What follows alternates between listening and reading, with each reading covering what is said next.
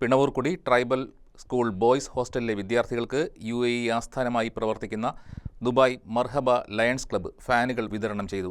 Kothamangalam MLA Shibu Thekkumpuram വിതരണ ഉദ്ഘാടനം നിർവഹിച്ചു. പിണവൂർക്കുടി ട്രൈബൽ സ്കൂൾ ബോയ്സ് ഹോസ്റ്റലിലെ വിദ്യാർത്ഥികൾക്ക് ആശ്വാസമായി ദുബായ് മർഹബ ലയൺസ് ക്ലബ്ബിന്റെ സഹായഹസ്തം.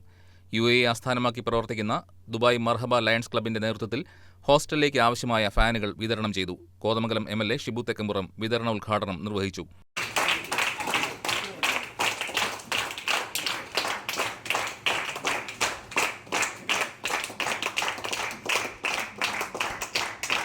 ലയൺസ് ക്ലബ് മർഹബ ഈ പ്രദേശത്തെ പ്രിയപ്പെട്ടവരെ ചേർത്ത് നിർത്തിക്കൊണ്ട് ഫാനുകളും കിറ്റുകളും വിതരണം ചെയ്യാനായിട്ട് മുന്നോട്ട് വന്നു.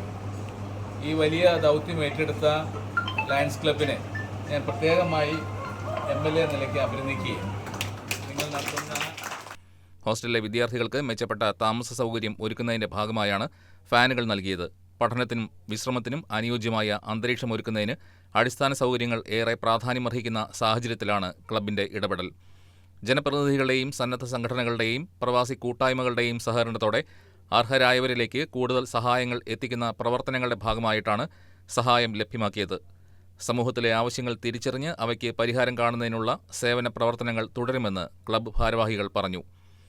ചടങ്ങിൽ Dubai Marhaba Lions Club president Dipu Chacko, secretary Liji Mathew, treasurer Tanish Kuthoor, അംഗങ്ങളായ മധു സജിമോൻ, ബേസിൽ, സിനി, ഷെറിൻ, ശാലിനി, ബിന്ധ്യ തുടങ്ങിയവർ പങ്കെടുത്തു. Block panchayat president Babu Elias, panchayat president Mary Kuriakose, ward member Bindu Rajendran തുടങ്ങിയവരും ചടങ്ങിൽ സന്നിഹിതരായിരുന്നു.